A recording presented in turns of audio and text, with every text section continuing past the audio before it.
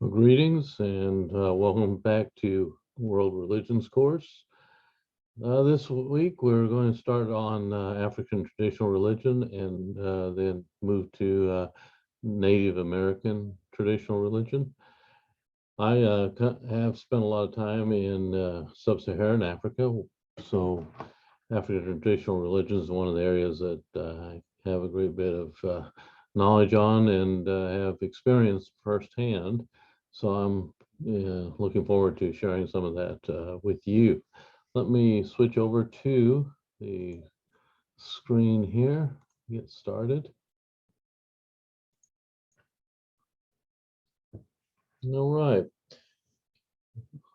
This is the Meru language, which is a language of a tribal group in East Africa, especially in Kenya, although there is a Meru group also in Tanzania, but their language is different.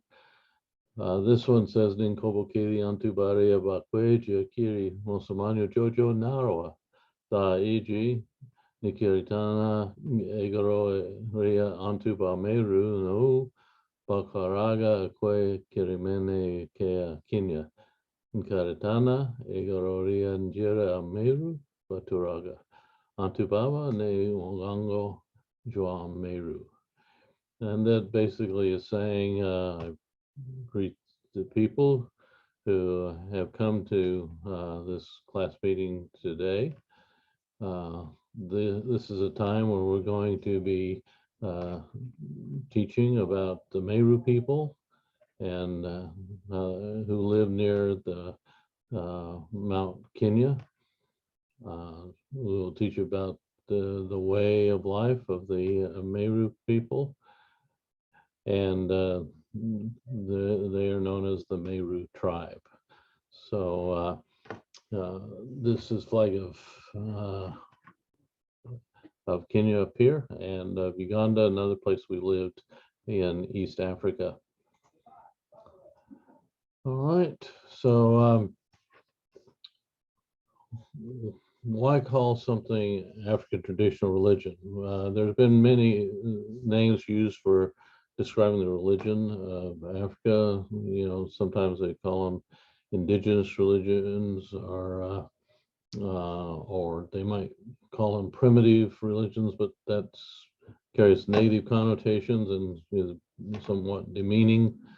Uh, Sometimes called basic religion, but this implies it's simple or it's low on the evolutionary scale of religion as it's been seen in the past. So we try to avoid that kind of language. Traditional is preferable because it refers to African's religion from its historical and cultural context.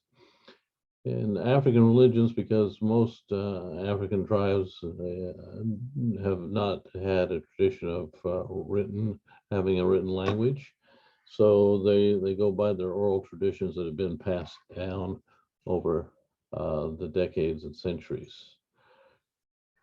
If you look at the continent of Africa, I think so often I've actually heard people say the country of Africa, it is a continent, but with 55 different countries. You can see here I've listed the size is over 11 million square miles, second largest continent, has 20.2% of the Earth's land. Population right now is somewhere close to 1.4 billion people, with, like mentioned earlier, about 55 countries. The world's longest river, Nile, and it has the world's largest desert, the Sahara. Over the past 20 years, it's moved from a primarily rural population to pretty much split half and half urban, half rural. And if the trend continues, it'll be more urban.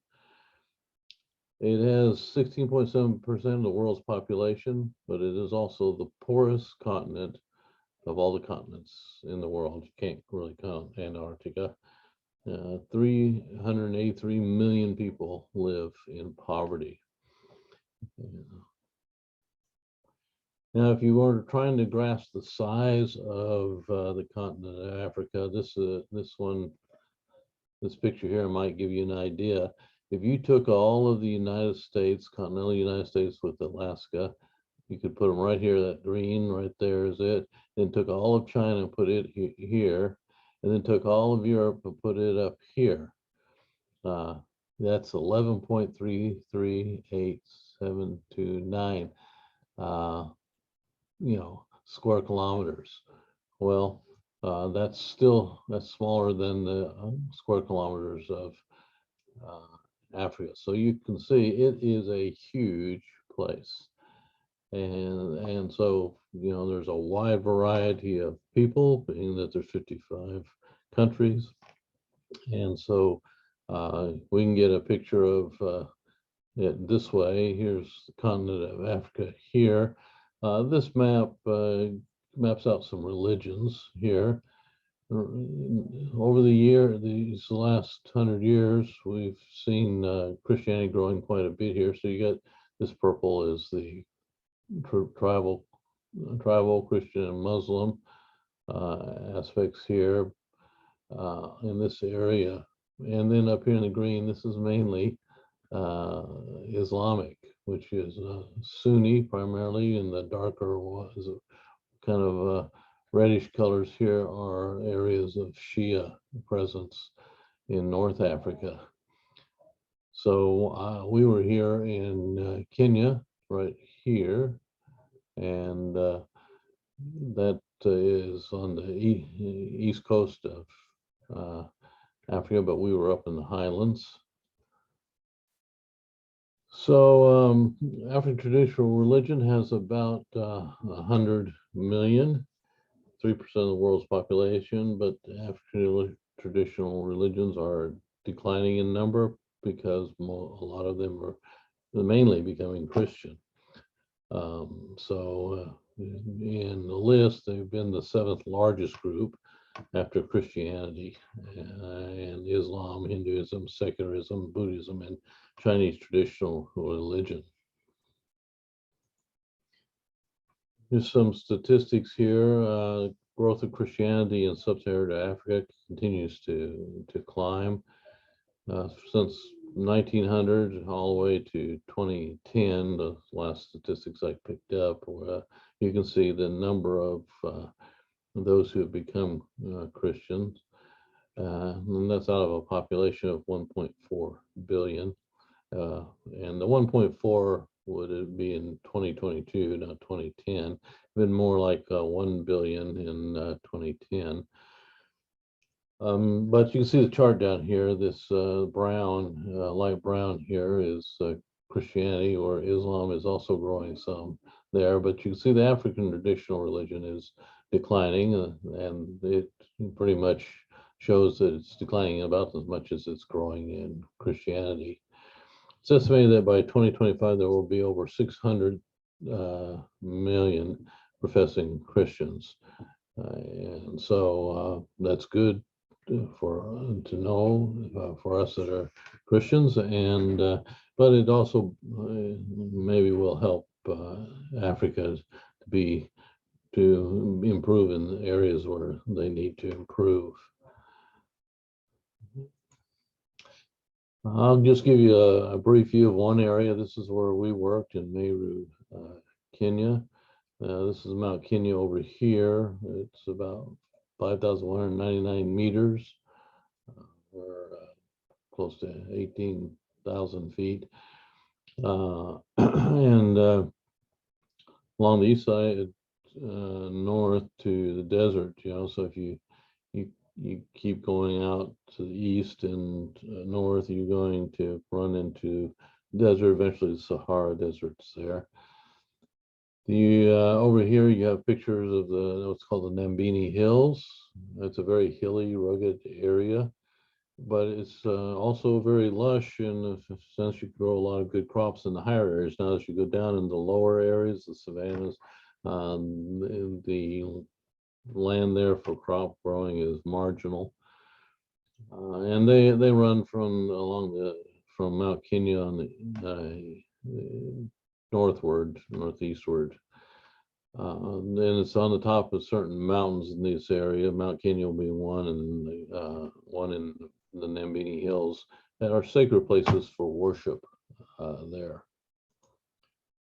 This is looking down from the hills towards the savanna and desert area. You can see out here, you see craters out here as well. But this is another one looking down. You see cactus and some other things down here. As it gets into this lower area, it's a lot drier. And it's high enough up that it can get down into the 50s during the colder months like June, July. But also, they got this dry area and this kind of a sunset here. But I've been in fog so thick you can't hardly see anywhere at times up in this area. Well, they grow. They have most of the people have a small farm. Usually 1 to 3 acres because of population growth. The farms have been divided up among the children so much that they're getting smaller and smaller, which makes it harder for people to make a living just off of their crops. But their main food crops are corn, beans, potato, cabbage, and some types of fruit. They do have some cash crops, which they export to like tea, coffee, and a type of drug called Meru, or you hear it sometimes on the newscast here in the U.S. called cot, and it's a little stem that comes off a tree that's grown almost primarily here in Meru, and it's got about the same effects as marijuana, and it's exported particularly to Muslim countries because they're not allowed to drink alcohol, but it doesn't prohibit the use of Meru.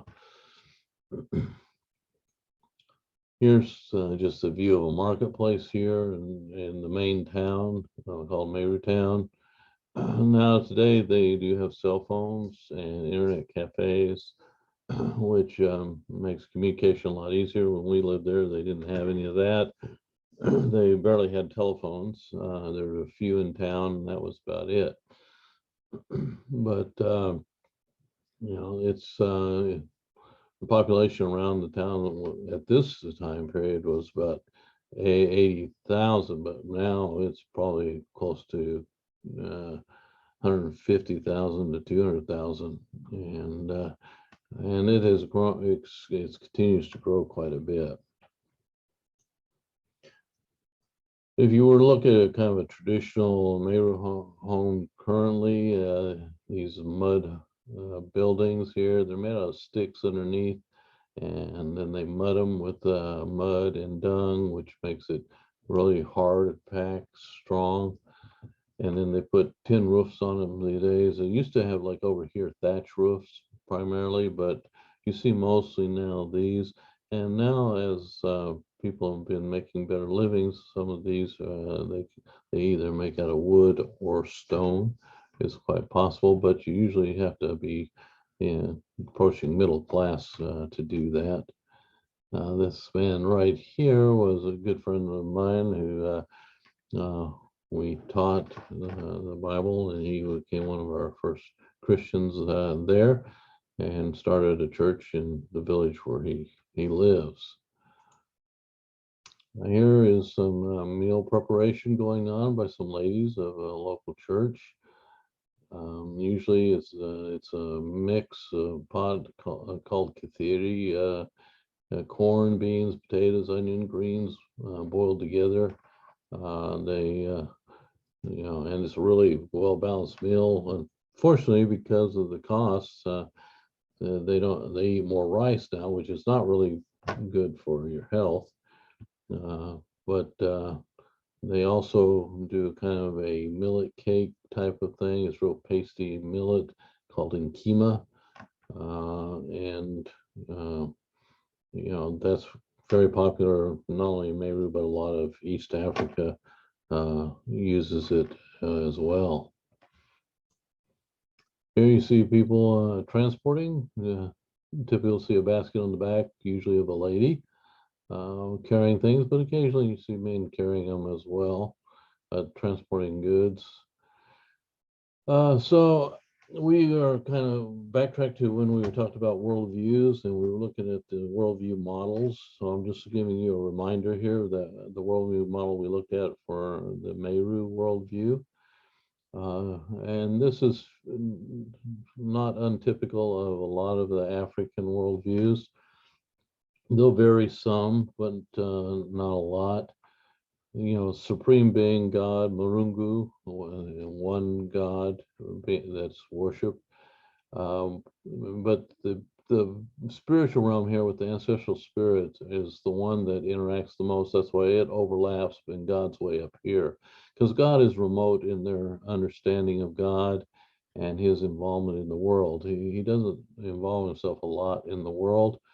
You can pray to him, offer sacrifices to him, but he doesn't interact. Thus, you have this dotted line down here. But the one the realm of the spiritual realm that does interact is the ancestral spirits, and you can throw in the evil spirits here as well. And so there's a lot of overlap, and they enter into the activities of this world. So that's your spiritual realm. And then you have religious practitioners. We'll talk about them again in a little bit.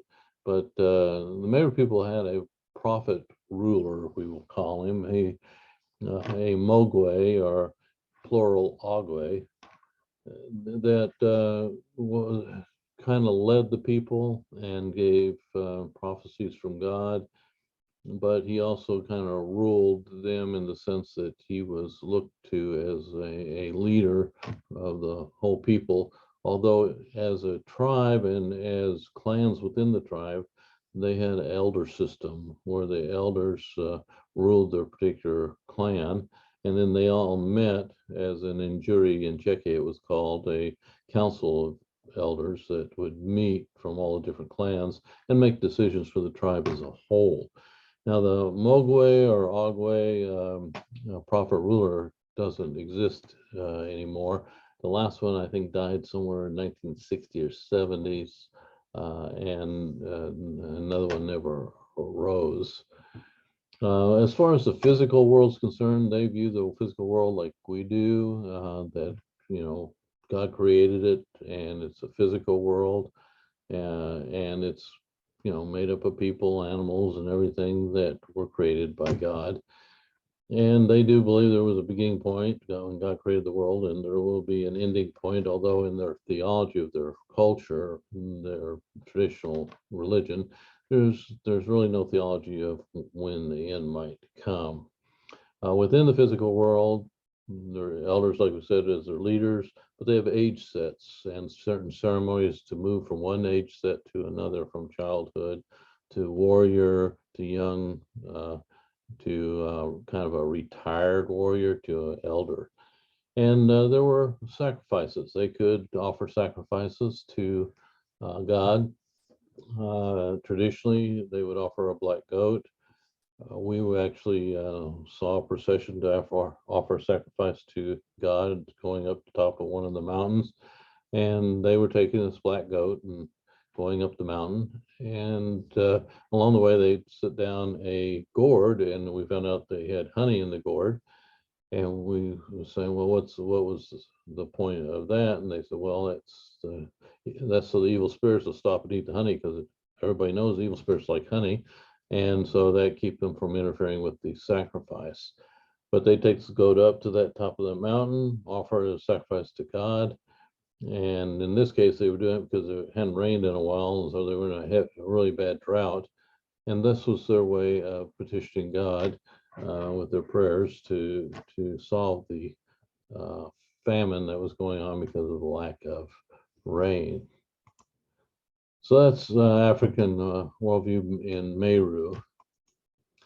Some elements of the African traditional religion. First of all, there's a recognition and worship of one high God, who is usually remote and not involved on a daily basis.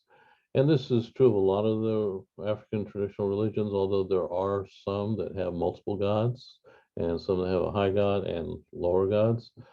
But you will find a lot of monotheism in African traditional religions. There is an emphasis on the importance of good relationships with ancestral spirits. The ancestors can help protect your clan, your family, and so you want to keep good relationship with them and stick to the traditions that have been handed down, and you know, and showing respect for your departed ancestors is a part of that. They have important rites of passage, and from one age to the next, and this is part of the organization of their society. And this is also important to the ancestors that people adhere to, following the age sets and doing the things appropriate to move from one to the next. They do view death as something that's generally natural, especially for older people.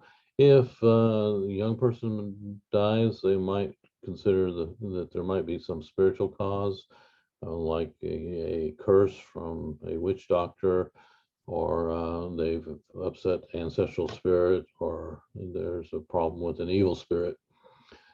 Um, they are very much aware that they get this physical world and all the things that go with it and the problems that are in it, but they also believe in the presence of spiritual realities that are involved in their daily lives as well.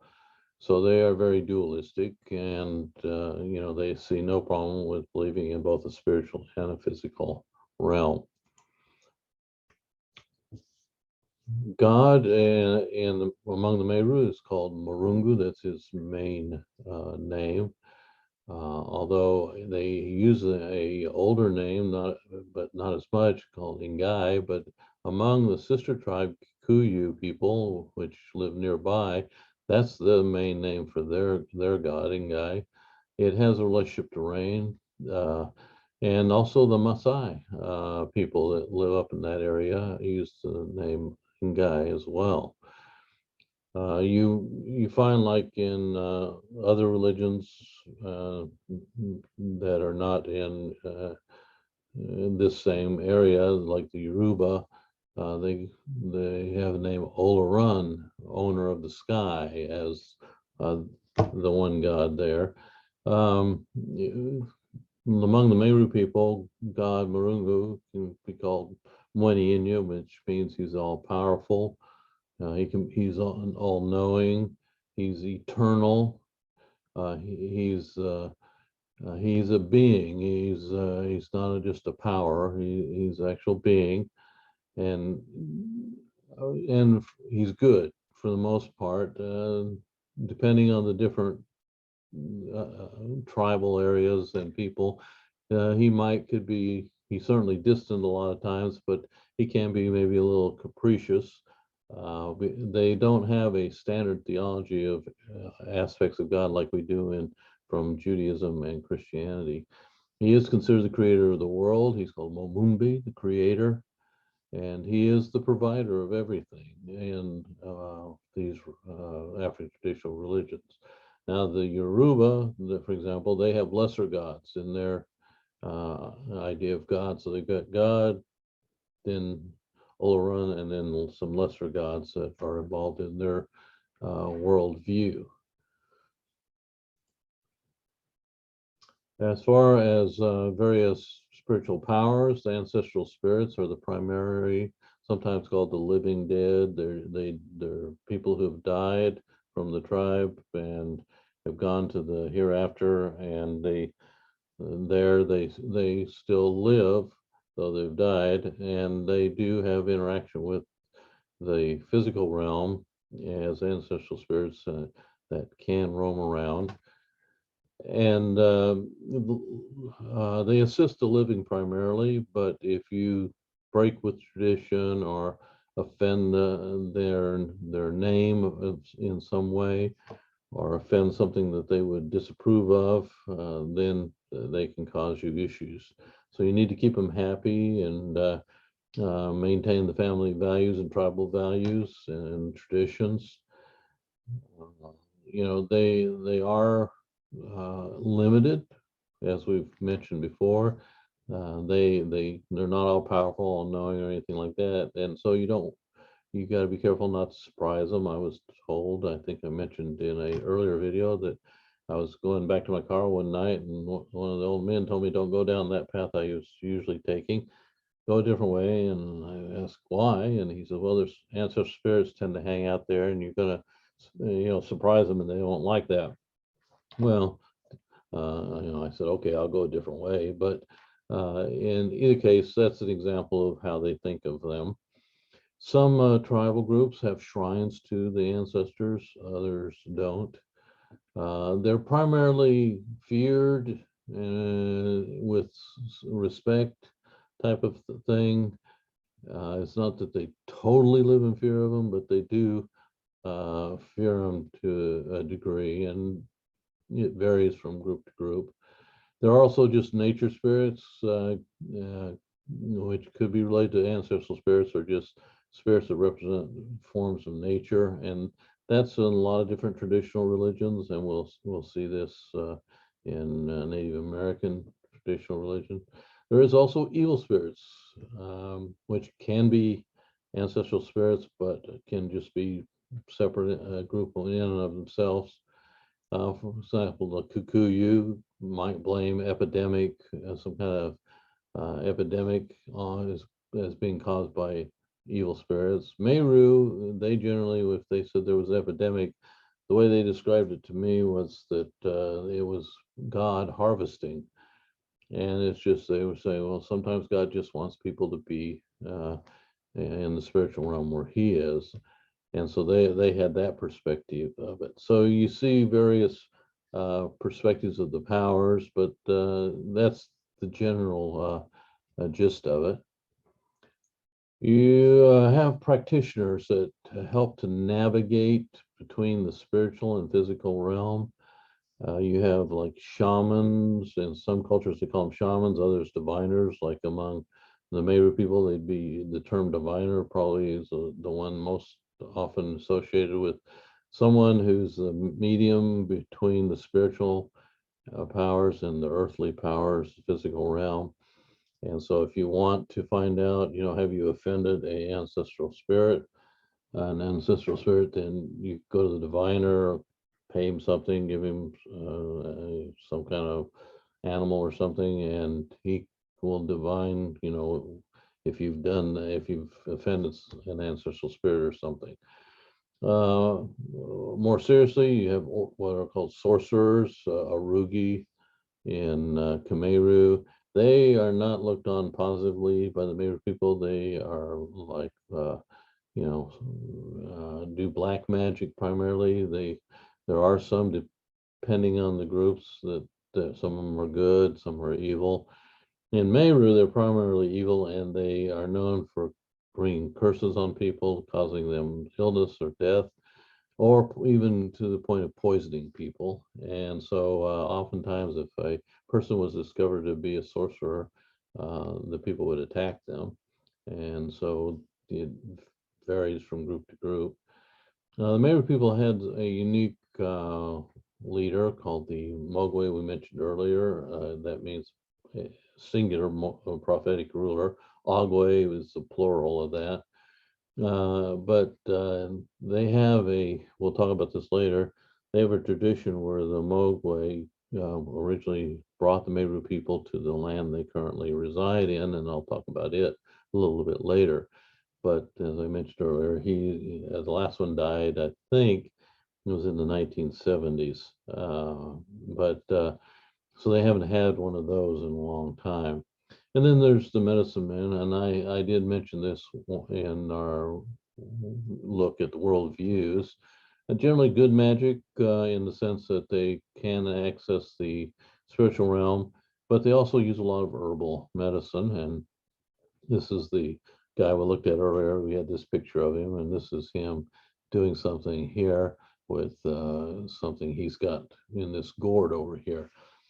And this is the guy you go to if you're sick, like you need, if you got malaria, you talk to him. He'll give you something from a tree that helps with malaria, or whatever it might be, and he'll help you out with it. Usually pay him a fee of some sort to do what he does.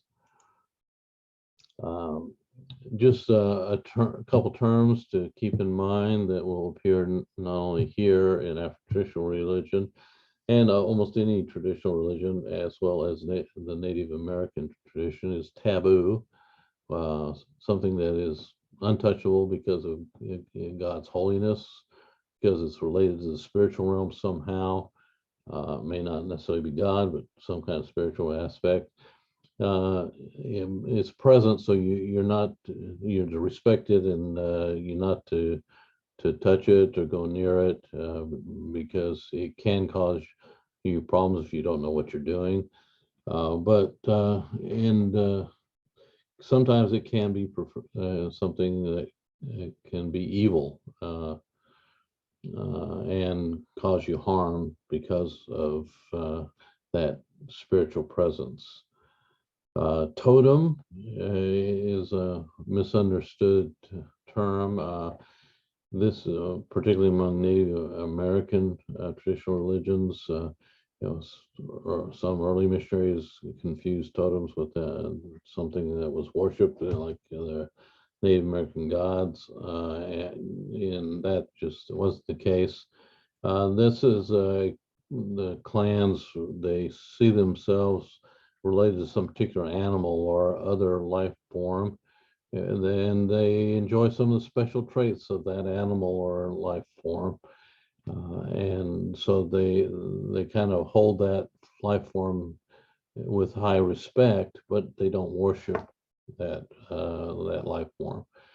And sometimes, like, it was a certain animal which they wouldn't eat, which would protect them, protect that animal species, and help provide some control over food distribution. But also, when people related to that totem, they saw themselves, and they wouldn't necessarily marry within that group that honors that totem and protects against some inbreeding as well. All right, well, that is where I wanted to get to today, and we'll do a second part to this, and you'll be able to get to that. But we'll move into more things about the historical tradition of the Meru people, for example, just to give an example of some African traditional religion and their historical background and how they're structured as a people and so forth. And then we'll get into looking at, why the growth of Christianity in sub-Saharan Africa, and some of the important things about reaching people in unreached areas and in places like Africa. But we'll leave that for the next video. And so I'll get out of this one and stop sharing, and I'll bid you a good day for this one.